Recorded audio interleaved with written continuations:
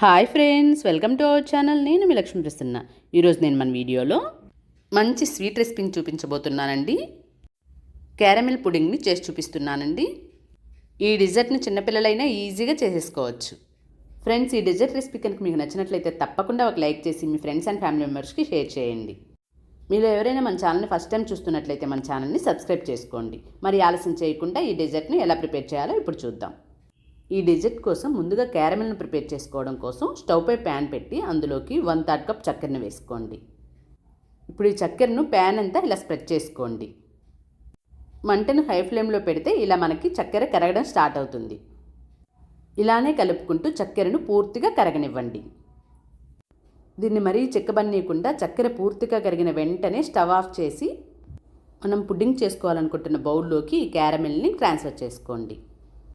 ఈ క్యారమెల్ని బౌల్ అంతా spread అయ్యేటట్లు spread చేసుకోండి. ఇప్పుడు ఒక 1/2 లీటర్ పాలను తీసుకోండి.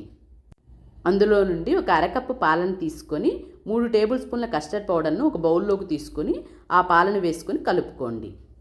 ఉండలేమీ లేకుండా ఈ పాలను బాగా కలుపుకోండి. చూడండి, ఇలా కలుపుకొని పక్కన పెట్టుకోండి. ఇప్పుడు స్టవ్ పై ప్యాన్ పెట్టి అందులోకి ఇందాక మనం కస్టర్డ్ పౌడర్లో వేసుకోగా మిగిలిన 1/2 లీటర్ పాలను ఇందులో వేసుకోండి. ఇప్పుడు ఈ పాలను బాయిల్ చేసుకోండి. చూడండి, పాలు ఇలా మరగడం స్టార్ట్ అయిన తర్వాత ఇలా గరిటెతో కలుపుకోండి.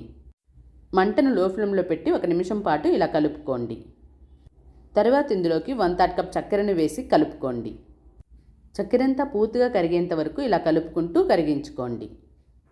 చక్కెరంతా పూర్తిగా కరిగిన తర్వాత ఇప్పుడు ఇందులోకి 1/4 కప్పు సూజీని వేసుకోండి. అదేనండి బొంబాయి రవ్వ అంటాం కదా, ఆ రవ్వను వేసుకోండి. ఇది కొద్దిగా ఉడికిన తర్వాత ఇప్పుడు ఇందులోకి మనం తయారు చేసి పెట్టుకున్న కస్టర్డ్ పాలను వేసుకోండి. చూడండి, కస్టర్డ్ పాలు వేసుకున్న తర్వాత ఇలా కలుపుకుంటూ ఉడికించండి. చూడండి, కన్సిస్టెన్సీ అనేది ఈ విధంగా వచ్చిన తర్వాత స్టవ్ ఆఫ్ చేసి ఇందాక మనం క్యారమెల్ వేసుకున్నాం కదా, ఆ బౌల్లోకి వేసుకోండి.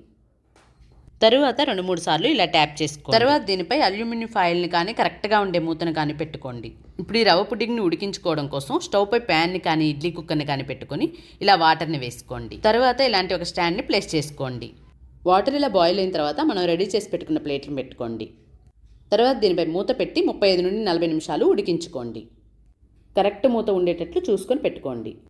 35 నిమిషాల తర్వాత మూత తీసి టూత్పిక్తో కానీ నైఫ్తో కానీ గుజ్జు చూస్తే అంటుకోకపోతే మనకు ఉడికినట్లు.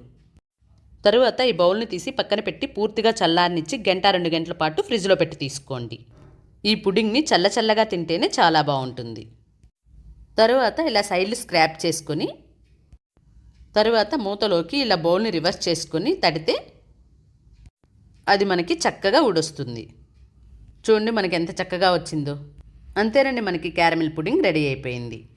నచ్చిందా? మీరు కూడా ట్రై చేసి ఎలా వచ్చిందో మీ ఫీడ్బ్యాక్ని కమెంట్ చేయండి. Thank you for watching.